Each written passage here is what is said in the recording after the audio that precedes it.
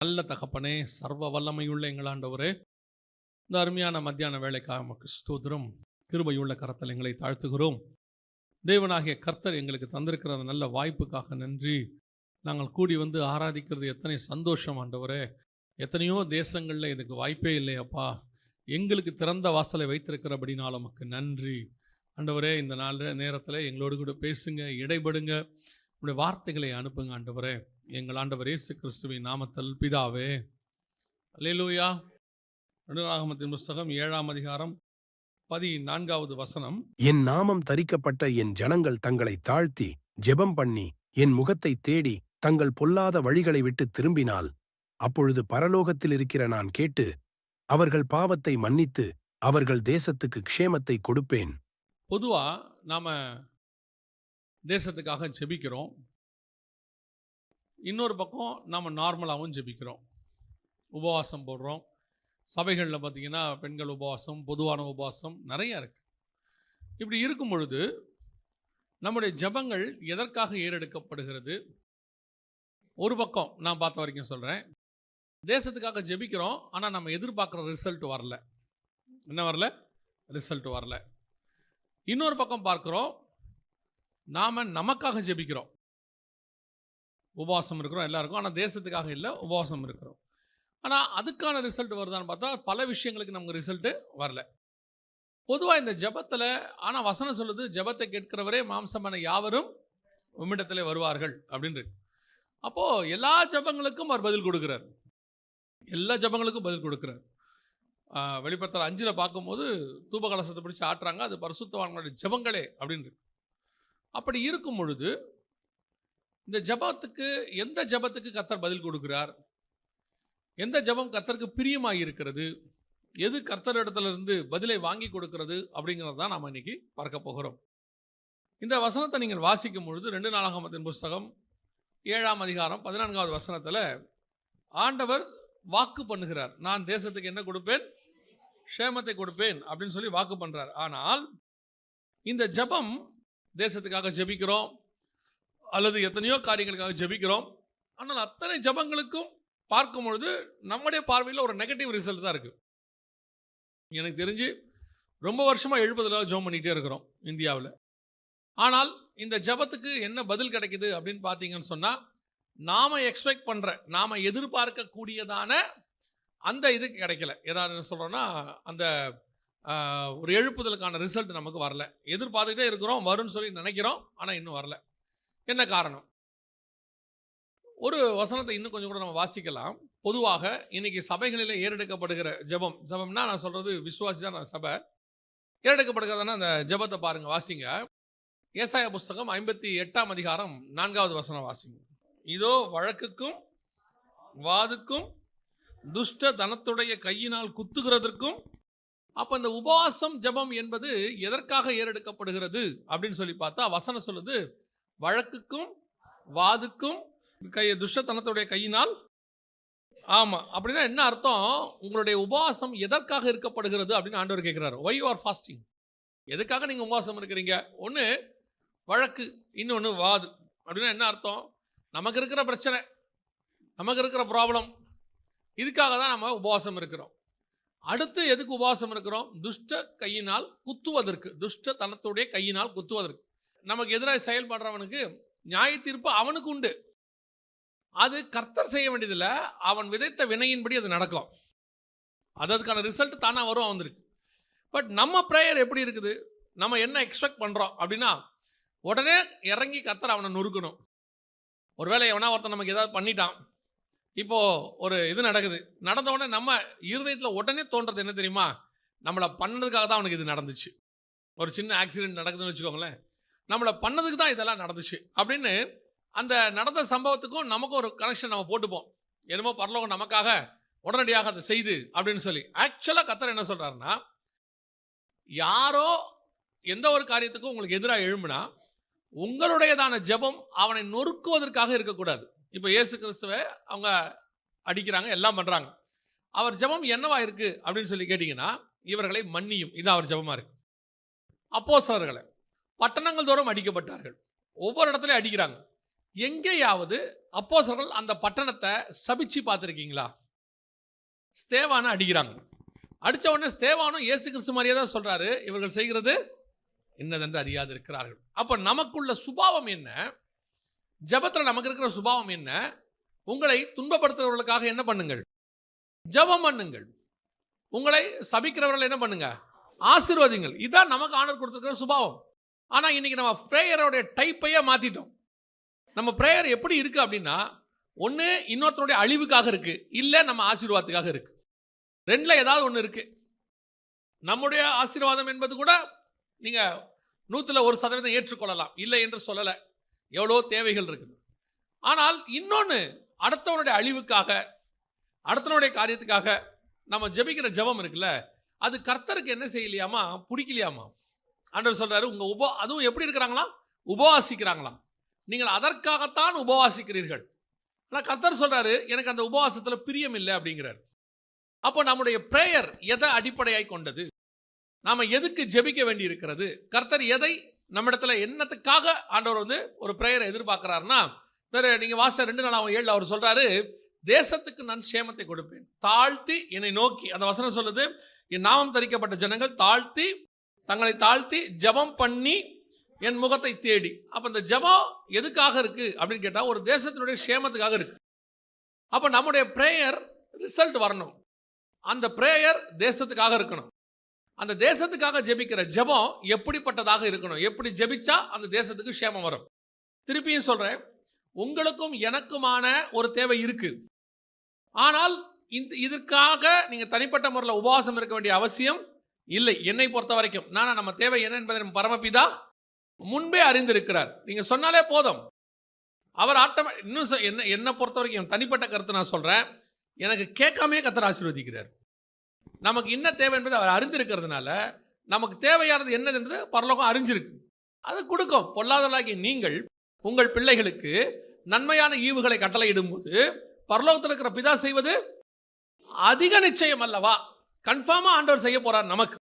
ஆனால் நம்ம பிரேயர் முழுக்க பாருங்க, நம்மளை பற்றியே தான் ஓடுது, வேற எதை பற்றியுமே கவலை இல்லை. சில ஆட்கள் பாருங்க, எழுப்புதல் ஜெபத்துக்கு போய் உட்காந்துருப்பாங்க, அங்கே போய் அவங்களுக்கு தான் ஜெபம் பண்ணிட்டு இருப்பாங்க. அவர் மேலே இருக்கிறவர் எழுப்புதலுக்கு ஜெபம் பண்ணுவார். ஆனால் இவங்க சோதராண்டவரே சோதராண்டவரே, என் பொண்ணுக்கு எப்படியா ஒரு கல்யாணம் பண்ணி வச்சிருங்க ஆண்டவரே, சோதராண்டவரே சோதராண்டவரே, என் பொண்ணுக்கு பிள்ளை இல்லை, எப்படியா பிள்ளை கொடுத்துருங்க ஆண்டவர். உங்கள் பிள்ளைகளுக்காக நீங்கள் ஜெபம் பண்ணுங்க, வேணான்னு சொல்லலை. அது ஒரு தாயோ தகப்பனுடைய இருதயம் அப்படி தான் இருக்கும். ஆனால் எங்கே போனாலும் எதுக்கு எடுத்தாலும் இதே தான் ஜெப குறிப்பு.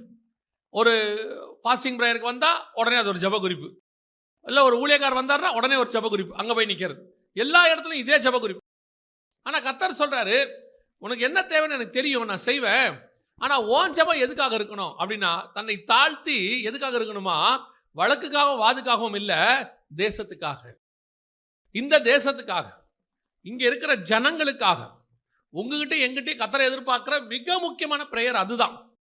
தனிப்பட்ட முறையில் உங்களுக்கும் எனக்குமான எல்லா தேவைகளையும் பரலோகம் பார்த்துக்கொள்ளும். நான் பார்த்துருக்கேன், ஒரு சில ஆட்கள் உலகத்தார்கள் தேவனை அறியாதவர்கள் தான், ஆனால் அவர்கள் உலகத்தின் காரியத்துக்கு உண்மையாக இருப்பாங்க. ஒரு உதாரணத்துக்கு சொல்கிறேன், கள்ளத்தராசு அவங்ககிட்ட இருக்காது, ஒழுக்கமாக இருப்பாங்க. நான் ஒரு பெட்ரோல் பங்க் இருக்குது, அந்த பெட்ரோல் பங்க்கில் கூட்டம் எப்போ இருக்கும். ஏன்னு கேட்டபோது அவங்க சொல்லுவாங்க, இங்கே பெட்ரோல் போட்டால் கரெக்டாக இருக்குங்க, இவங்க பெட்ரோலில் எதையும் குறைக்க மாட்டாங்க, எதையும் மிக்ஸ் பண்ண மாட்டாங்க. பாருங்கள், அந்த மனுஷன் ஆசீர்வாதமாக தான் இருக்கிறார். அந்த உண்மைக்கு ஆட்டோமேட்டிக்காக என்ன செய்றாங்க, ஜனங்க தேடி வராங்க. ஒரு உலகத்தா மனுஷனுக்கு அதுக்கே ஜனங்க தேடி வருவாங்கன்னா, ஒரு ஆவிக்குரிய உண்மை உள்ளவனா இருந்தானா, ஒரு கிறிஸ்தவ உண்மை உள்ளவனா இருந்தானா, வேதம் சொல்லுது உண்மை உள்ள மனுஷன் பரிபூர்ண ஆசீர்வாதங்களை பெறுவான். இதுக்கு நீங்கள் எதுவும் கேட்க வேண்டாம், அது ஃபார்முலா. இப்படி இருந்தால் அது கிடைக்கும். உன் ஆயுசு நாட்கள் நீடித்திருக்கும்படிக்கு உன் தாய் தகப்பனை கனம் பண்ணா தானா அது நடக்க போகுது, அவ்வளோதான். உன் தாயும் தகப்பனை நீ கனம் பண்ணினா உன் ஆயுசு நாட்கள் நீடித்து இருக்கும், அவ்வளோதான். உன் தேவனாகிய கர்த்தரை நீ தேடினா, உண்மையாக தேடினா, அவருடைய நியமங்கள் சட்டங்களை கை கொண்டினா, எகிப்தின் மேல் வந்த வாதையை உன்மேல் வரப்பண்ணேன், நானே உன் பரிகாரியாகிய. அதை கரெக்டாக பண்ணால் இது நடக்கும். அது ஆண்டவருடைய வாக்கு தத்தம், அது வாட்டு நடக்கும். இப்போ உங்களுடைய என்னுடைய பிரேயர் பிரதானமானது எதுக்கானதாக இருக்கு? நமக்காகவே ஜெபம் பண்ணிட்டு இருக்கோம். தனிப்பட்ட முறையில் என் ஆவிக்குரிய வாழ்க்கை ஸ்டாண்டர்ட் ஆகணும், பரிசுத்தமாக இருக்கணும், வரங்கள் வேணும், ஆண்டவருக்குள்ள நல்ல, அது தனி, அது வேணா விட்டுருங்க. அது ஸ்பிரிச்சுவல், கீழானவைகள் அல்ல மேலானவைகளை நாடுங்கள். ஆனால் அந்த கீழான காரியங்களுக்கே நீங்கள் தேடி தேடி தேடி. ஆனால் பைபிள் சொல்லுது, வழக்குக்காகவும் வாதுக்காகவும் உபவாசம் பண்ணாதீங்க. அடுத்தவருடைய கெடுதலுக்காக உபவாசம் பண்ணாதீங்க. இன்னொருத்தன் நாசமாகணும்னு உபவாசம் பண்ணாதீங்க. நீங்க எதுக்காக ஜெபம் பண்ணுங்க அப்படின்னு கேட்டா, தேசத்தின் சேமத்துக்காக உங்களை தாழ்த்தி ஜெபம் பண்ணுங்க. நான் தேசத்துக்கு என்னத்தை கொடுப்பேன்? அப்போ இந்த தேசத்தினுடைய எழுப்புதல், இந்த தேசத்தினுடைய மக்களுடைய ரட்சிப்பு, இந்த நாடை கர்த்தர் அறிகிற அறிவுல வரணும் அப்படின்னு உங்களுக்கு ஒரு வாஞ்சை இருந்தால், உங்கள் ஜெபம் நான் ஒரு சில காரியங்களை வேதத்தில் சொல்றேன், இதன் அடிப்படையில் இருக்கணும். இதன் அடிப்படையில் இருந்தால் நீங்கள் எதிர்பார்க்காத அல்லது எதிர்பார்த்ததை விட அதிகமான ரிசல்ட்டை, அதுக்கான பதிலை கர்த்தர் கொடுப்பதற்கு வல்லமை உள்ளவராக இருக்கிறார். அல்லேலூயா. இப்போ நல்லா கவனிங்க, ஒரு மிகப்பெரியதான பேரழிவு யார் காலத்தில் வருது அப்படின்னு கேட்டிங்கன்னா, எஸ்தர் காலத்தில் வருது. நம்ம எல்லாருக்கும் தெரியும். ஆமானுங்கிறவன் என்ன செய்கிறான்? எல்லாரையும் ஒரே நாளில் க்ளோஸ் பண்ண சொல்லி தாக்கீது எழுதி ராஜா கிட்ட வந்து தந்திரமாக வாங்கி அனுப்பிட்டான். இப்போ கணக்கின்படி தேசத்தின் சட்டம் அந்த சிறுபான்மை மக்களுக்கு எதிராக இருக்கிறது. அங்கே சிறுபான்மை வந்து யூதர்கள். அந்த நான் சொல்றது எஸ்தர் காலத்தில் சிறுபான்மை யாரு? யூதர்கள். ஸோ பெரும்பான்மையான மக்கள் அல்லது அந்த பெரும்பான்மையான அந்த நாடு ஒரு சட்டத்தை ஏற்றுகிறது.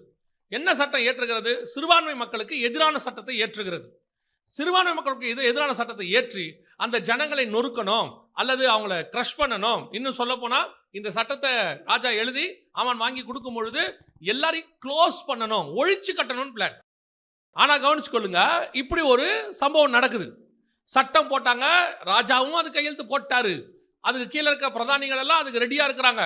எல்லா மாநிலத்திலையும் இவங்களை நொறுக்கிறதுக்கான நேரம் என்ன ஆயிடுச்சு? ரெடி ஆயிடுச்சு, டேட் குறிச்சாச்சு. இப்படி ஒரு சிச்சுவேஷன் யோசிச்சு பாருங்க. நமக்கு அந்த மாதிரி சிச்சுவேஷன்லாம் இல்லை. நெருக்கம் இருக்கு, நெருக்கம் இருக்கு. ஆல் ஓவர் இந்தியா நமக்கு நெருக்கம் இருக்கு. ஆல் ஓவர் த வேர்ல்டு நெருக்கம் இருக்கு. சபைக்கு நெருக்கம் இல்லாத நாடே கிடையாது. ஒவ்வொரு விதமான நெருக்கம் இருக்கும். ஒன்று ஆவிக்குரிய நெருக்கம் இருக்கும், இல்லை பிசிக்கல் நெருக்கம் இருக்கும், ஏதோ ஒரு நெருக்கம் இருக்கும். அப்படி இருக்கும் பொழுது இதிலிருந்து தப்பிக்கிறதுக்கு அவங்க செய்த மிக முக்கியமான ஒரு விஷயம் உபவாசம். எப்படி பண்ணாங்க அப்படின்னு சொல்லி நீங்க பார்த்தீங்கன்னு சொன்னா, முதலாவதாக எஸ்தரின் புஸ்தகத்தை திருப்பிக் கொள்ளுங்க. இங்கே 3 வகையான உபவாசம் ஒன்றாக சேருகிறது. நல்லா கவனிங்க, 3 வகையான உபவாசம் ஒன்றாய் சேருகிறது. நம்பர் 1 வாசிங்க. எஸ்தரின் புஸ்தகம் 4ஆம் அதிகாரம் 16வது வசனம் வாசிங்க. எஸ்தர் 4:16. நீர் போய் சூசானில் இருக்கிற யூதரை எல்லாம் கூடி வர செய்து 3 நாள் அல்லும் பகலும் புசியாமலும் குடியாமலும் இருந்து எனக்காக உபவாசம் பண்ணுங்கள். நானும் என் தாதிமாரும் உபவாசம் பண்ணுவோம். இவ்விதமாக சட்டத்தை மீறி ராஜாவினிடத்தில் பிரவேசிப்பேன். நான் செத்தாலும் சாகிறேன் என்று சொல்லச் சொன்னாள்.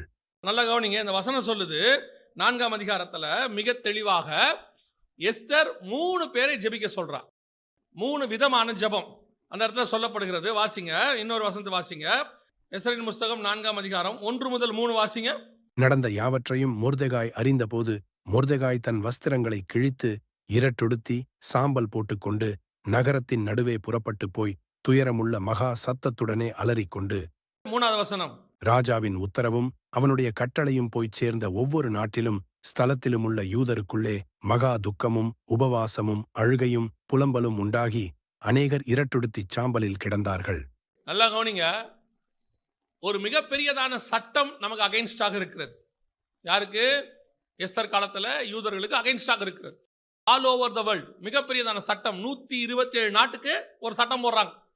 அந்த சட்டம் என்ன செய்து? யூதர்களை க்ளோஸ் பண்ணு, அவங்களோட எல்லாத்தையும் எடுத்துக்கோ, சொத்துக்களை எடுத்துக்கோ அப்படின்னு சொல்லி ஒரு சட்டம் வருது.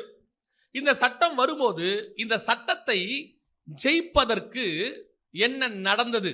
அதான் இங்க ரொம்ப இம்பார்ட்டன்ட். என்ன நடந்தது? ஒரு பக்கம் மொர்தெகாய் அவன் என்ன செய்யறான்னா, அந்த வசனம் சொல்லுது, ரட்டுடுத்தி சாம்பல் போட்டுக்கொண்டு நகரத்தின் நடுவே புறப்பட்டு போய் மகா சத்தத்துனை அலறிக்கொண்டு.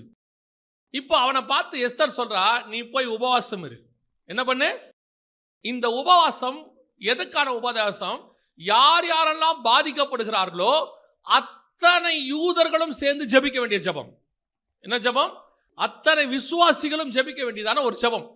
இது ஒரு மனதினுடைய மிக இம்பார்ட்டன்ட். இந்த விஷயம் எல்லாருக்கும் ஆன விஷயம். இங்க என்ன இருக்குன்னு கேட்டீங்கன்னா, ஒரு பக்கம் எஸ்தர் சபை அது ஜெபிக்குது, ஒரு பக்கம் ஜனங்கள் விசுவாசிகள், ஒரு பக்கம் எஸ்தரை உருவாக்கின தாதிமார்கள். ஏன்னா ஏகாய் என்ன பண்றாரு? எஸ்தரை கொண்டு போய் 7 தாதிமார்கள் கையில் ஒப்படைக்கிறார். அந்த தாதிமார்கள் தான் அவளை ராஜகுமாரத்தையா மாத்தினது. இது எதுக்கு அடையாளமா இருக்குது? ஊழியக்காரர்களுக்கு அடையாளமா இருக்கு.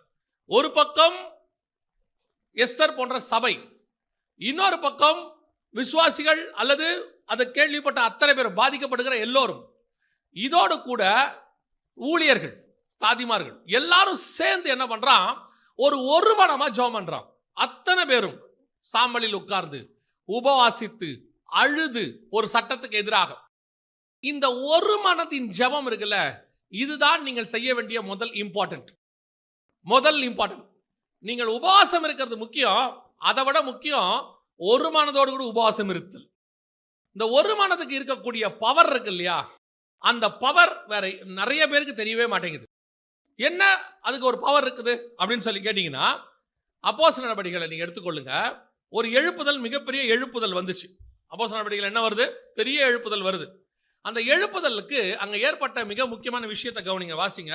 அப்போஸ்தலர் நடவடிக்கைகள் 1ஆம் அதிகாரம் 14வது வசனம் வாசிங்க. அங்கே இவர்கள் எல்லாரும் ஸ்திரீகளோடும் இயேசுவின் தாயாகிய மரியாளோடும் அவருடைய சகோதரரோடும் கூட ஒருமனப்பட்டு ஜெபத்திலும் வேண்டுதலிலும் தரித்திருந்தார்கள். ஒருமனப்பட்டு. இப்ப வாசிங்க 2:1. பெந்தெகொஸ்தே என்னும் நாள் வந்தபோது அவர்கள் எல்லாரும் ஒருமனப்பட்டு ஓரிடத்திலே வந்திருந்தார்கள். அடுத்து 2:41 வாசிங்க. அவனுடைய வார்த்தையை சந்தோஷமாய் ஏற்றுக்கொண்டவர்கள் ஞானஸ்நானம் பெற்றார்கள். அன்றைய தினம் ஏறக்குறைய 3000 பேர் சேர்த்துக் கொள்ளப்பட்டார்கள். 4:4 வாசிங்க. வசனத்தை கேட்டவர்களில் அநேகர் விசுவாசித்தார்கள். அவர்கள் தொகை ஏறக்குறைய 5000 இருந்தது. ரெண்டே மீட்டிங், ஒரு மீட்டிங் 5000, ஒரு மீட்டிங் 3000. மிகப்பெரியதான ரிவைவல், மிகப்பெரியதான எழுப்புதல், இவ்வளவு நடக்குது. இதுக்கு பேஸ் என்ன தெரியுமா? நீங்க 1ஆம் அதிகாரம் 14வது வசனத்துல வாசிச்ச ஒருமித்து, 2ஆம் அதிகாரம் 1ஆம் வசனத்துல வாசிச்ச ஒரு மனம். அடுத்து வாசிங்க 2ஆம் அதிகாரம் 44 வாசிங்க. விசுவாசிகள் எல்லாரும் ஒருமித்திருந்து சகலத்தையும் பொதுவாய் வைத்து அனுபவித்தார்கள். அடுத்து என்ன இருந்தது? ஒருமித்து. அடுத்து 46 வாசிங்க. அவர்கள் ஒருமனப்பட்டவர்களாய் தேவாலயத்திலே அனுதினமும் தரித்திருந்து வீடுகள் தோறும் அப்பம் பிட்டு மகிழ்ச்சியோடும் கபடமில்லாத இருதயத்தோடும் போஜனம் பண்ணி. அடுத்து ஒரு மனம். அடுத்து வாசிங்க 4ஆம் அதிகாரம் 24. அவர்கள் அதை கேட்டு ஒருமனப்பட்டு தேவனை நோக்கி சத்தமிட்டு. அப்ப யோசிச்சு பாருங்க, இந்த 4 அதிகாரத்துல மட்டும் எத்தனை தடவை ஒருமித்து, ஒரு மனம், ஒரு மனம், ஒரு மிடம், ஒரு இடத்தில் இப்படி வந்துட்டே இருக்கு பாருங்க. அப்போ ஒரு 5000 பேர் ரட்சிக்கப்படுறான், ஒரு 3000 பேர் ரட்சிக்கப்படுறான். ஒரு மிகப்பெரியதான ரிவைவல் ஏற்படுது, மிகப்பெரிய ரிவைவல். அந்த ரிவைவலுக்கான அஸ்திவாரம் எது அப்படின்னு கேட்டா, 120 பேர் இருந்தது முக்கியம் இல்ல, 120 பேர் ஒருமனப்பட்டு இருந்தது. சாலமன் மண்டபத்தில் கூடினது முக்கியம் இல்ல, சாலமன் மண்டபத்தில் ஒருமித்து இருந்தார்கள். அந்த ஒன்னஸ் இஸ் வெரி இம்பார்ட்டன்ட், மிக முக்கியமாய் காணப்படுகிறது. இன்னைக்கு இருக்கா? விசுவாசிகளுக்குள்ள முதல்ல ஒரு சர்ச்சுக்குள்ள விசுவாசிகளுக்குள்ள ஒரு மனம் இருக்குதா? ஒரே சர்ச்சுக்குள்ள அந்த தாட் ஒன்னஸ். ஒன்னஸ்னா என்ன தெரியுமா? நல்லா புரிஞ்சுக்கொள்ளுங்க. ஒரு மனம்னா என்ன நான் உங்களுக்கு சொல்றேன். இப்போ இந்த ராணுவத்திலலாம் கேள்விப்பட்டிருப்பீங்க இல்லையா? ராணுவத்தில் சண்டை போடுறாங்கல்ல, கேள்விப்பட்டிருப்பீங்க. எத்தனை படை இருக்கு உங்களுக்கு தெரிஞ்சு? ராணுவத்தில் பொதுவாக எத்தனை படை இருக்கு? முப்படை இருக்கு இல்லையா? முப்படை இருக்கு. என்னென்ன படை இருக்கு? காலாட்படை, கப்பல் படை, விமானப்படை. இப்போ யோசிச்சு பாருங்க, இவன் லேண்டில் ஓடுறான், அவன் தண்ணியில் ஓடுறான், அவன் ஆகாயத்தில் பறக்கிறான். அவன் ஸ்பீடு வேற, இவன் ஸ்பீடு வேற, இவன் ஸ்பீடு வேற. புரியுதா உங்களுக்கு? அடுத்து அவன் பூமியை பார்க்குற நிலைமை வேற, இவன் தண்ணியிலேருந்து பூமியை பார்க்குறான், இவன் பூமியிலேருந்து பூமியை பார்க்குறான். இவங்கிட்ட இருக்கிற ஆயுதங்கள், அவங்ககிட்ட இருக்கிற ஆயுதங்கள், அவங்ககிட்ட இருக்கிற ஆயுதங்கள் வித்தியாசமானது. ஆனால் இவங்க அத்தனை பேரும் வெவ்வேறு நிலை, வெவ்வேறு இது. மேலே கிளைமேட் வேற, தண்ணியில் கிளைமேட் வேற, லேண்டில் கிளைமேட் வேற. இத்தனை இடத்துல இருந்து எத்தனை பேர் யோசிச்சு பாருங்க. அங்கே மேலேருந்து கிட்டத்தட்ட 100கணக்கான விமானம் பறக்குது. ஒவ்வொன்றிலையும் 2 பேர்னா கூட ஒரு 50லேருந்து 100 பேர் இருக்கான். இங்கே கப்பலில் இத்தனை பேர் இருக்கான், இங்கே விமான தரைப்படையில் 1000 கணக்கில் இருக்கான். இவ்வளோ பேரும் சேர்ந்து வெவ்வேறு விதம், வேற இடம், வேற கிளைமேட்டு, வேற ஆயுதங்கள் அத்தனையும் இருக்கு. ஆனால் இலக்கு ஒன்றாக இருக்கிறது. அத்தனை பேருக்கு என்ன இருக்குது? அந்த எதிரி நாட்டை நாம பிடிக்கணும், அவ்வளவுதான். இந்த ஒரு இலக்குல இருந்து சண்டை போடுறாங்கல்ல, அதுவும் இன்னும் பெரிய விஷயம் என்ன தெரியுமா? கப்பல்காரன் அப்படியே கரையில் நின்றுகிட்டே இருப்பான், மேல இருந்து இவன் குண்டு போடுவான், இவன் கிளியர் பண்ண தரப்பட என்ன செய்யும்? உள்ள போயிட்டே இருக்கும். எப்படி ஒரு பிளான் பண்ணி பண்றாங்க பாருங்களேன். இதுக்கு பேர் தான் ஒரு மனம். அவன் வேற இடத்துல இருக்கான், இவன் வேற இடத்துல இருக்கான், இவன் வேற இடத்துல இருக்கான். கம்யூனிகேஷன் ஒன்னா இருக்குது. அவர்கள் ஒன்றாக ஒரு ஸ்தலத்தை பிடிக்க போராடுகிறார்கள். இந்த ஒன்னஸ் தான் உங்களுக்கு எனக்கும் வேணும். இன்னைக்கு நாம ஒரு சபைக்குள்ள உட்கார்ந்து இருக்கிறோம், ஒன்னஸ் இருக்குதா? முதல்ல உங்களுக்குள்ள ஒரு மனம் வந்தாதான் உங்க ஏரியாக்குள்ள இருக்கிற சர்ச்சுக்குள்ள ஒரு மனம் வரும். உங்க ஏரியாக்குள்ள இருக்கிற சர்ச்சில் ஒரு மனம் வந்தாதான் உங்க மாவட்டத்துக்கு வரும். உங்க மாவட்டத்துக்கு வந்தாதான் தமிழ்நாடு முழுக்க வரும். எல்லா மாவட்டமும் இப்படி மாறி ஒரு தமிழ்நாடு ஒரு நிலையில நிக்கணும். இப்ப என்ன இருக்கு, 127 நாட்டில் இருக்கிற யூதனும் ஒன்னா ஜெபம் பண்றான், உபவாசம் இருக்கிறான். ஏன் கர்த்தர் மிகப்பெரிய ரட்சிப்பை கட்டளை இட்டார்? ஏன் அந்த சட்டம் ஒரே நாள்ல மாறுது, தலைகீழா மாறுது? அதுக்கு வேற ஒரு விஷயமும் இருக்கு. ஆனா இது ஒரு பாயிண்ட். அந்த ஒன்னஸான ஜெபம் இன்னைக்கு சபைகிட்ட இல்ல. சபையோடைய ஜெபம் எதுக்காக இருக்குது? வழக்குக்காக இருக்குது, வாதுக்காக இருக்குது, துஷ்டத்தனத்துக்காக இருக்குது, நமக்காக இருக்குது, நம்ம ஆசீர்வாதத்துக்கு இருக்குது, குடும்ப ஆசீர்வாதம், நம்ம பிள்ளைகள் ஆசீர்வாதம். இதுக்காக மட்டுமே நாம ஜெபிச்சுக்கிட்டு இருக்கிறோமே ஒழிய, இது நான் வேணான்னு சொல்லல, இதுக்காக மட்டுமே ஜெபிச்சுட்டு இருக்கோமே ஒழிய, இந்த தேசத்தை பத்தினதான ஒரு பாரம் யாருக்கு இல்ல? மொர்தெகாய்க்கு என்ன பிரச்சனை? நல்ல வாசல்ல இருக்கிறான். அவன் வளர்த்த பொண்ணு எங்க இருக்குது? ராஜகுமாரத்தியா இருக்குது. அது என்ன பண்ணுது? தட்டுல நல்ல சாப்பாடு வச்சு அனுப்புது. சூப்பரா சாப்பிடுங்க அப்படின்னு அனுப்புது. கேட்டா எஸ்தர்ட்ட கேட்டா நல்ல வேலை ஒன்று வாங்கி கொடுத்துரும் அரசாங்கத்தில். அவன் ஆல்ரெடி அரசாங்கம் தான் இருக்கிறான், நல்லா பண்ணி விட்டுறான். மொர்தெகாய் நான் உண்டு, என் வேலை உண்டு, 127 நாட்டில் நடக்க போகுது, ஆனால் அரண்மனையில் இருக்கிற நமக்கு ஒன்றும் நடக்காது, பார்த்துக்கலாம் அப்படின்னு ஒரு எண்ணம் அவனுக்கு வரல. இன்னைக்கு இந்த எண்ணம் தான் நமக்குள்ள இருக்குது. உத்தரப்பிரதேசில் பிரச்சனை வந்தால் நமக்கு என்ன, பீகாரில் வந்தால் நமக்கு என்ன, ஒரிசால வந்தால் நம்ம என்ன, தமிழ்நாடு நல்லா இருக்குது, இதான் நம்ம தாட். இந்த தாட் இருக்கிற வரைக்கும் எழுப்புதல் என்பது வரவே வராது. எழுப்புதல் வரவே வராது. 127 நாட்டில் பிரச்சனை, எனக்கு பிரச்சனை இல்லை, ஆனால் 120 நாட்டில் பிரச்சனை இருக்குது. அவனுக்கு ஒரு பிரச்சனை வந்தா அது என்னுடைய பிரச்சனை. ஏன்னா அவனும் என் இயேசுவின் ரத்தத்தாலே மீட்கப்பட்டவன், அவனும் என்னுடைய சக சகோதரன். உனக்கு எப்ப அவன் மேல பாரம் வராம உன்னுடைய அந்த இப்ப இருக்கக்கூடியதான இந்த வட்டம் உனக்கு பிரச்சனை இல்லாம இருக்குது, நீ சந்தோஷமா இருக்கிறியோ, உன்னாலதான் எழுப்புதல் வரலங்கிற. நான் உன்னாலதான் எழுப்புதல் வரல. காரணம் என்ன? நமக்கு அதை பத்தின பாரம் கொஞ்சம் கூட இல்லை. சிங்கக்கபில எந்த சபை போதோ அந்த சபை சிங்கக்கபிலிருந்து வெளியே வரும். சபை ஒளிந்ததாகவோ சபையை அழித்ததாகவோ சரித்திரமே கிடையாது. எல்லா இடத்துல, ஏன் கம்யூனிச நாடுகளில் கூட சபை இன்னும் இருக்கு. பாதாளத்தின் வாசல்கள் என்ன செய்யாது, மேற்கொள்ளாது. ஆனால் நீயும் உன் தகப்பன் வீட்டாரும் அழிவீர்கள். ஒரு நாள் இந்த பிரச்சனை இங்க வருவதற்கும் வாய்ப்பு இருக்குது. இப்பவே நீ ஜெபிச்சிட்டினா நல்லது, இப்பவே நீ உபவாசம் இருந்துட்டினா நல்லது. இன்னைக்கு இங்கே அந்த பாரம் இல்ல. சபை என்ன நினைச்சிட்டு இருக்குது, நம்ம சேஃப், இங்கெல்லாம் ஒன்றும் வராதுங்க. நல்லா புரிஞ்சுக்கோங்க, இந்த சேஃபா இருக்கிறோம் நினைச்சிட்டு இருக்கோம்ல, இதுதான் உன்னுடைய பிரச்சனையே. இதுதான் என்னது உன் பிரச்சனையே. உன்னை தெரியாமலேயே உன் அரண்மனைக்குள்ள ஆமான் இருக்கிறான். யார் இருக்கிறான் உள்ள? யார் இருக்கிறது? உனக்கு தெரியாமையே உன் அரண்மனைக்குள்ள ஆமான் இருக்கிறான், உள்ள நுழைஞ்சிட்டான். உன் பிரச்சனை உள்ளேயும் இருக்கு. ஆனா நீ நினைச்சிட்டு இருக்கிற நான் ராஜகுமாரத்தி, நாங்க இங்க பிரச்சனை இல்லாம இருக்கிறோம், நாங்க இங்க உபத்திரம் இல்லாம இருக்கிறோம் அப்படின்னு சொல்லி ஒரு நாள் உனக்கும் வரும். அதுக்கு வராம இருக்கணும் நீ நினைச்சினா இப்பவே ரட்டுடுத்தி சாம்பல்ல உட்கார வேண்டிய இடத்துக்கு நீ வந்துட்ட. இப்பவே நீ ஜெபிக்க வேண்டிய இடத்துக்கு வந்தாச்சு. அடுத்து எஸ்தர் சொன்னது என்ன தெரியுமா? 2வது அந்த வசனம் என்ன சொல்லுது பாருங்க, 16வது வசனம் வாசிங்க.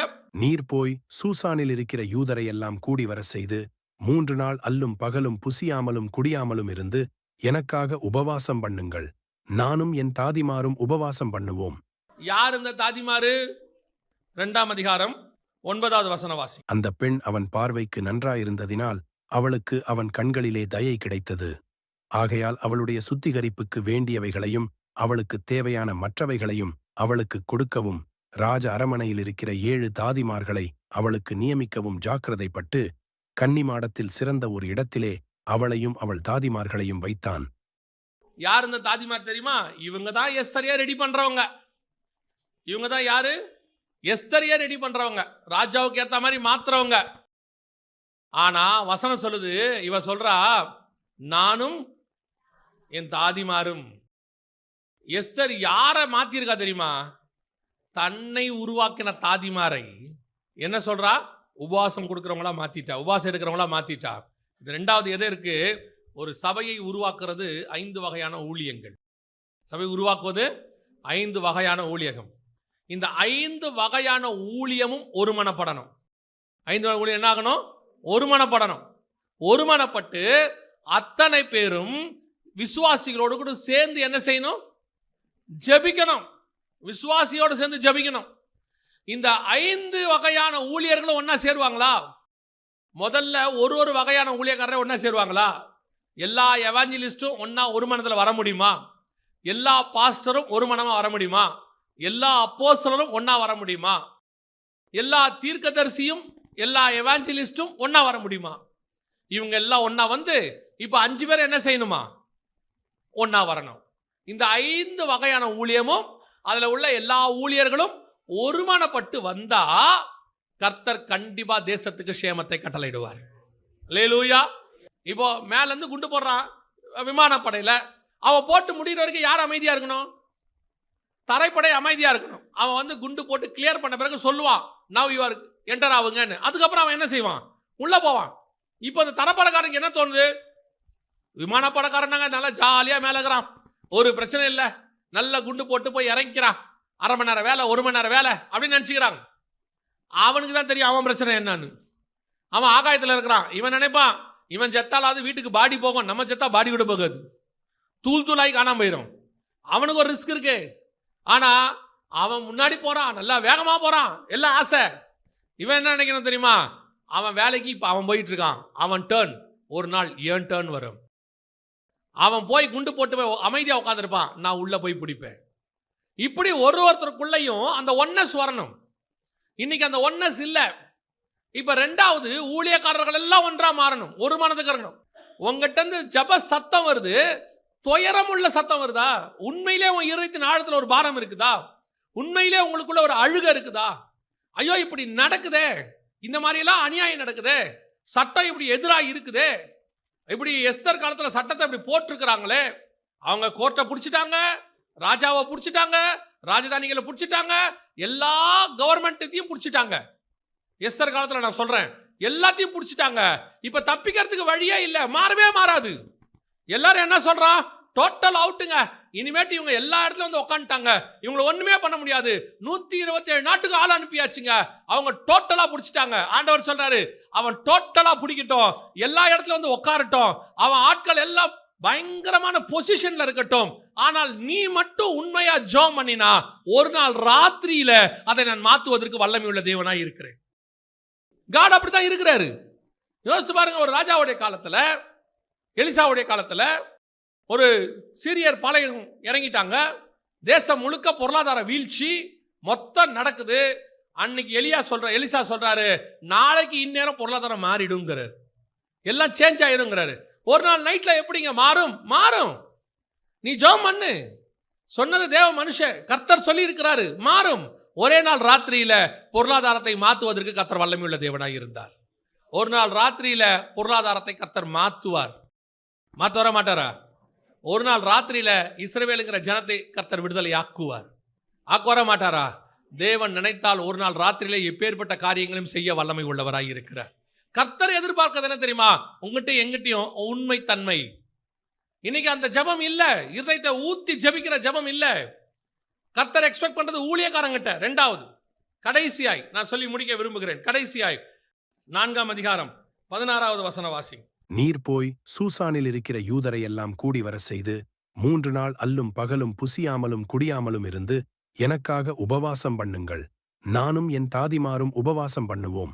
இவ்விதமாக சட்டத்தை மீறி ராஜாவினிடத்தில் பிரவேசிப்பேன், நான் செத்தாலும் சாகிறேன் என்று சொல்லச் சொன்னாள். எஸ்தர் பண்ற அடுத்த வேலை தான் ரொம்ப இம்பார்ட்டன்ட்.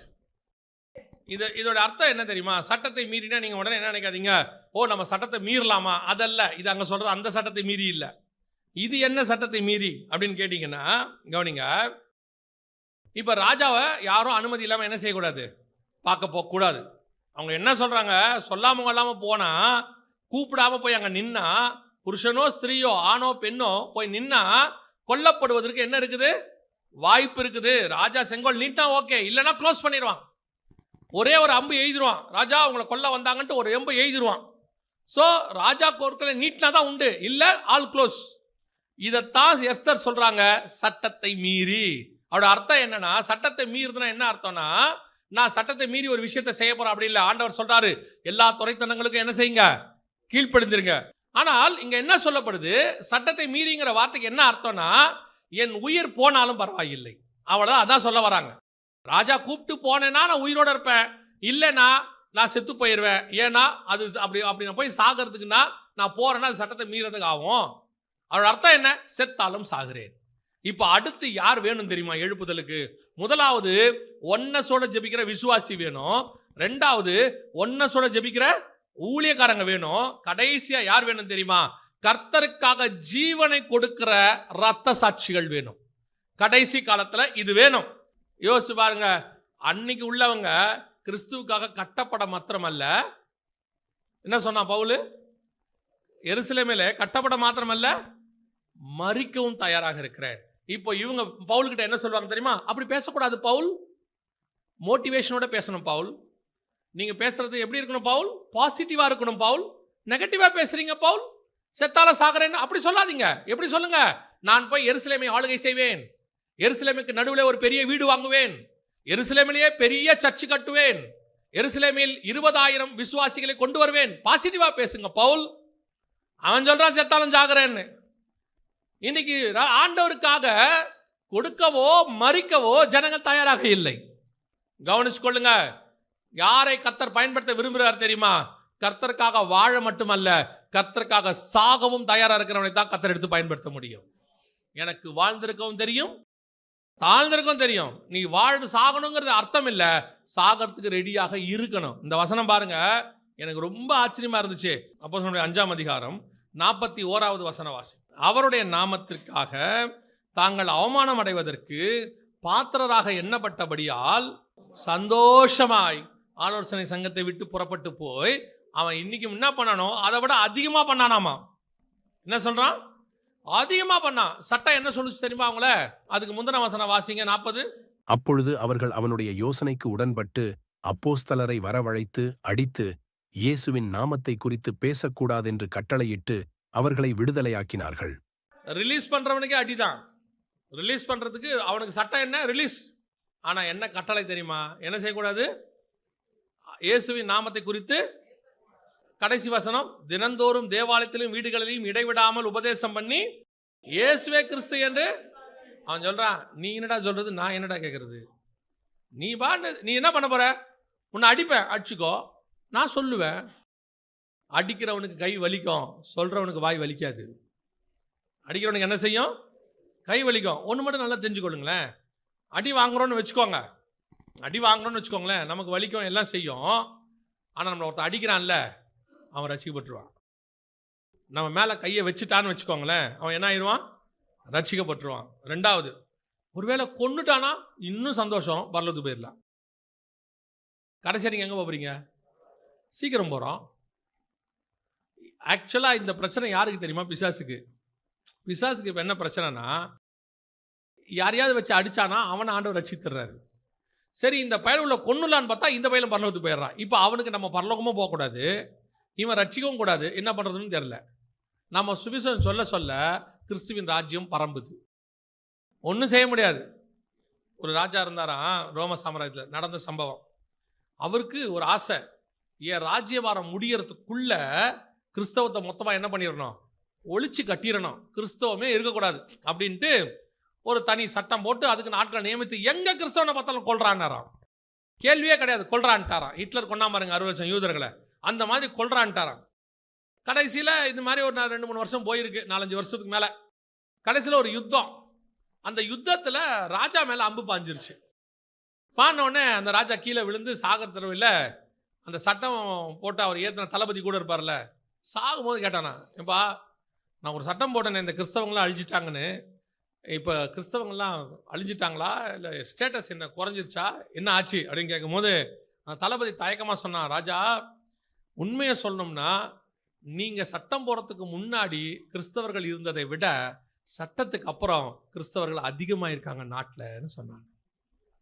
அந்த ராஜா சொன்னா, நான் சாகும்போது ரத்தத்தை கையில் பிடிச்சிட்டு சொன்னானா, நசரனாக இயேசுவே நீர்தான் ஜெயித்தீர், நான் தோத்து விட்டேன்னு சொன்னான். நம்ம ஆண்டவர் யுத்தமே பண்ணாம ஜெயிக்கிறவர். அடிக்க அடிக்க சபை வளரும், நொறுக்க நொறுக்க சபை வளரும். சிதறி போகிறவர்களுக்கும் சுவிசேஷத்தை பிரசங்கித்தார்கள். இப்பவும் சொல்றேன், உபத்திரவப்படுத்த தொடங்கிட்டாங்கன்னா சபை வளரப்போகுதுன்னு அர்த்தம். நம்மளை நெருக்கிறானா சபை பரம்ப போகுதுன்னு அர்த்தம். நீ அதை கண்டு பயந்துராத. சபை எப்பவுமே ஆசீர்வாதத்தை தான் தடுமாறும், உபத்திரவத்தில் உண்மையாக நிற்கும். நீங்கள் போய் பாருங்க, படும் வேதனையில் பரம வெற்றின்னு சொல்லி ரிச்சர்ட் நொம்புராய் புக்கு இருக்கு, போய் பாருங்க.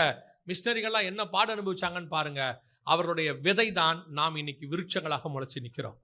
அல்லேலூயா. அப்போ நீங்களும் நானும் இன்னைக்கு பயந்துட்டோம்னா அடுத்த ஜெனரேஷன் இருக்காது. இன்னைக்கு கிறிஸ்துவுக்காக வாழவும் சரி, சாகவும் சரி. நீங்க சாகணுன்ற அவசியம் இல்லை, அந்த மனோ திடமாவது வேணும் இல்ல, அந்த தைரியம் வேணும் இல்ல. என்னடா பண்ண போற? அடிக்க போறியா? அடிச்சுக்கோ. என்ன பண்ண போற? எங்களை கொல்ல போறியா? கொன்னுக்கோ. நீ அடிச்சினா நாங்க பரம்புவோம், கொன்னினா பரலோகத்துக்கு போயிடுவோம். எவ்வளோ பேரை கொல்லுவ? நீ கொல்ல கொல்ல ஒரு இயேசுவை கொன்னாங்க உலகம் முழுக்க கிறிஸ்தவர்கள். ஒரே ஒரு இயேசுவை கொண்டாங்க, ஒரு பவுலை தடுத்தாங்க, உலகம் முழுக்க பைபிள். புரியுதா? ஒருத்தனை தடுத்தா மாவட்டம் முழுக்க சபை உருவாகணும். அந்த அந்த அந்த ஆவிக்குரிய அனுபவம், அந்த தைரியம் உனக்கு வேணும். இன்னைக்கு என்ன நடக்குது? நீயும் நானும் சரியில்லை, அவ்வளோதான் இங்கே விஷயமே. எதிரிகள் எல்லா காலத்திலையும் இருக்காங்க. எந்த காலத்தில்? இயேசு காலத்திலேருந்து சபைக்கு எதிரிகள் இருக்கத்தான் செய்கிறாங்க. ஆனால் அன்னைக்கு அவர்களுக்குள்ள ஒரு ஒருமனம் இருந்தது, எழுப்புதல் வந்தது, சபை ஜெயிச்சிச்சு. இன்னைக்கு தாதிமார்களுக்குள்ள, ஊழியக்காரர்களுக்குள்ள ஒருமனம் இல்லை, விசுவாசிகள் மொர்தெகாய் யூதர்களுக்குள்ளே ஒருமனம் இல்லை, கர்த்தருக்காக ஜீவனை கொடுக்கிற ஊழியர்களும் குறைஞ்சிருக்கிறாங்க. நார்த் இந்தியா பக்கம் இருக்கிறாங்க, சவுத் இந்தியா பக்கம் குறைஞ்சிருக்கிறாங்க. இருக்காங்க, இல்லைன்னு சொல்ல, குறைஞ்சிருக்கிறாங்க. எனவே இப்போ ஒரு மிகப்பெரிய எழுப்புதல், ரிவைவல் தேவைப்படுது. இப்போ கடைசியில் மிகப்பெரிய நெருக்கத்தின் காலம் இந்தியா முழுக்க இல்லை, உலகம் முழுக்க ஓடிக்கிட்டு இருக்கு. இப்போ இந்த கூட்டம் வேணும், இப்போ இந்த கூட்டம் வேணும். உங்க சொந்த வழக்குக்காக, வாதுக்காக ஜெபிக்கிறவர்கள் வேண்டாம், அது தானாய் நடக்கும். இப்பவும் சொல்றேன், இப்போ கர்த்தருக்கு தேவை ரட்டுடுத்தி சாம்பல்ல உட்கார்ந்து கிறிஸ்துவினுடைய ராஜ்யம் வருவதற்காக, நெருக்கப்படுகிற ஜனங்கள் விடுதலைக்காக, அடிக்கப்படுகிற ஜனங்களுடையதான விடுதலைக்காக உபவாசித்து ஜெபிக்கிற ஒரு கூட்டத்தை கர்த்தர் எதிர்பார்க்கிறார். இந்த 3 கூட்டமும் ஒன்னா சேர்ந்து ஒருமனப்பட்டு ஜெபிச்சிச்சுன்னா ஒரே நாள் ராத்திரியில எந்த சட்டத்தையும் மாற்ற கர்த்தர் வல்லமை உள்ள தேவனாய் இருக்கிறார். நம்ம நிறைய பேர் என்ன நினைக்கிறோம்னா, ராஜாவை மாற்றணும்னு நினைக்கிறோம். நேபுகாத் நேச்சாரை மாற்றணும், பெல்ஷாத்சாரை மாற்றணும். நான் சொல்கிறேன், நேபுகாத் நேச்சாரே ரட்சிக்கப்பட்டுருவான், அகாஸ்வேரு ராஜாவே ரட்சிக்கப்பட்டுருவான், மாற்றிடுவான். ஆண்டவர் மாற்ற வல்லமை உள்ளவராய் இருக்கிறார். எந்த ராஜா உனக்கு விரோதமாக சட்டம் போடுறானோ அந்த ராஜாவையே உனக்கு சாதகமாய் மாற்ற கர்த்தர் வல்லமை உள்ள தேவனாக இருக்கிறார். நீ நானும் இவன் போனா போதும், இவன் போனா போதும்னு நேபுகாத் நேச்சாரை சொல்லிக்கிட்டே இருக்கிறோம்ல. பெல்ஷாத்சாரை, நேபுகாத் நேச்சாரையும் பெல்ஷாத்சாரையும் அப்படி சொல்லாத, அவன் ரட்சிக்கப்பட்டன்னு சொல்லு. நேபுகாத் நேச்சார் தேவனாகிய கர்த்தருக்கு முன்பாக முகங்குப்புற விழுந்து பரலோகத்தின் தேவனே மெய்யான தேவன் சொன்னான். சிங்கக்கேபில போட்ட அதே ராஜா தான் சொன்னான், தானியேலின் தேவனே மெய்யான தேவன். அதே மாதிரி எந்த ராஜா சட்டத்தை எதிராக போறானோ அந்த ராஜா வாயாலேயே கர்த்தர் தான் மெய்யான தேவன் சொல்ல வைக்க கர்த்தர் வல்லமையுள்ள தேவனாய் இருக்கிறார். தேவை இப்பொழுது ஜெபிக்கிற கூட்டம் ஒன்று தேவை. இந்த மாதிரி ஜெபிக்கிற ஒரு மிக முக்கியமான கூட்டத்தை கர்த்தர் எதிர்பார்க்கிறார். நீங்கள் நான் அதில் இருக்கிறோமா? நீங்கள் நான் அந்த பாரத்தோடு இருக்கிறோமா? நான் என் குடும்பம் நல்லா இருக்கு, என் ஊர் நல்லா இருக்கு, என்னுடைய சபை நல்லா இருக்குது, என் நாடு நல்லா இருக்குது, என்னுடைய ஸ்டேட் நல்லா இருக்குது, நாங்கள் ஏதோ கர்த்தருடைய கிருபையில சோத்திரம்னு போறோம்னா ஒரு நாள் வரும். ஏன்னா இன்னைக்கு நாம சந்தோஷமா இருக்கிற மாதிரியே இன்னைக்கு உபத்திரவத்தோட நாடுகள்லாம் ஒரு காலத்தில் சந்தோஷமா இருந்துச்சு, அமைதியா இருந்துச்சு, நிம்மதியா இருந்துச்சு. அந்த நாடுகளில் உபத்திரம் வந்து இன்னைக்கு அவங்க ஜெபிக்க முடியாத இடத்துக்கு போயிருக்கிறாங்க. ஆனால் ஒரு நாள் அவங்களுக்கு விடுதலையும் கிடைச்சிச்சு. ஒரிசாக்கு விடுதலை கிடைச்சிச்சு ஒரு நாள். அதே மாதிரி இங்கேயும் எழுப்புதல் வரும்.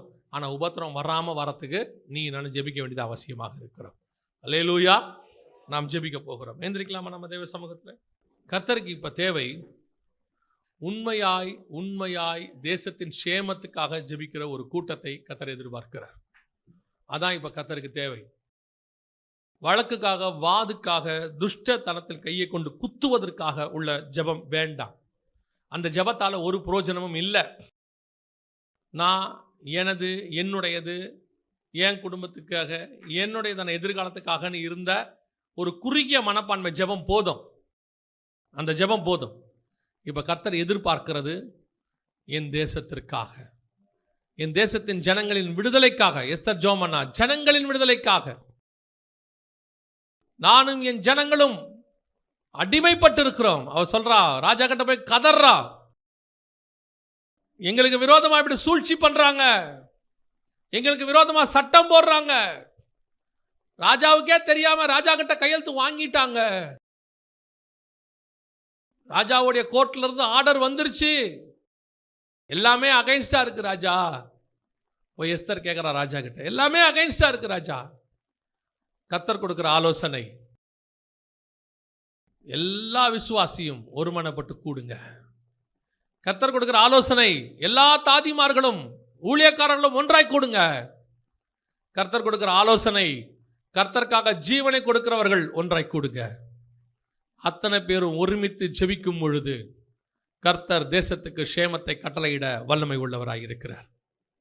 நான் அதுல ஒரு பகுதியாக இருக்கணும், நான் அதுல ஒரு பார்ட்டா இருக்கணும்.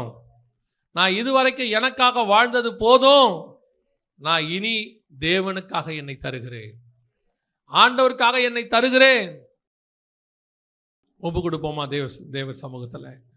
ஆண்டவர் அப்படிப்பட்ட திறப்பில் நிற்கக்கூடியவர்களை கர்த்தர் தேடுகிறார். ஆண்டவருக்காக வைராக்கியம் உள்ள சாட்சிகளை கர்த்தர் தேடுகிறார். கர்த்தருக்காக கட்டப்பட மாத்திரமல்ல, மரிக்கவும் உள்ளவர்களை கர்த்தர் தேடுகிறார். ஒப்பு கொடுப்போமா தேவ சமூகத்தில்? அப்படி ஜெபிக்க விரும்புகிறவங்க எல்லாம், என்னை தருகிறேன், ஆண்டவருக்கு என்னை ஒப்பு கொடுக்கிறேன் அப்படி சொல்கிறவங்கெல்லாம் கரங்களை ஆண்டவருக்கு நேராக உயர்த்தி, ஆண்டவரே நான் முழுவதுமாய் என்னை தருகிறேன் ஆண்டவரே. ஒரு பாரம் இந்த தேசத்தை பற்றி உங்களுக்கு வரும், உங்களை கர்த்தர் எடுத்து பயன்படுத்துவார். நாம் ஜெபிப்போமா? கரங்களை ஆண்டவருக்கு நேராக உயர்த்தி, நல்ல தகப்பனே, சர்வ வல்லமையுள்ள எங்கள் ஆண்டவரே, இந்த தேசத்தின், இந்த மாவட்டத்தின், இந்த நாட்டின் எழுப்புதலுக்கு, விடுதலைக்கு இன்னும் ஒரு விசை எங்களை தருகிறோம் ஆண்டவரே. எங்களை சமர்ப்பிக்கிறோம் ஆண்டவரே. நானும் என் சபையும் எங்கள் ஊழியர்களும் அத்தனை பேரும் ஒருமித்து வருகிறோம் அப்பா. எங்களை கொண்டு எதாயிலும் செய்யுங்க ஆண்டவரே. ஒரு பெரிய மாற்றம் வரட்டும் ஆண்டவரே, ஒரு பெரிய எழுப்புதல் வரட்டும். உடைய வருகைக்குள்ளாக நடைபெறப்போகிற மகா பெரிய காரியங்களுக்குள்ளாக ஒரு பெரிய மாற்றம் வரட்டும்ப்பா. ஒப்பு கொடுத்து ஜெபிக்கிறோம் இயேசு கிறிஸ்துவின் நாமத்தில் பிதாவே.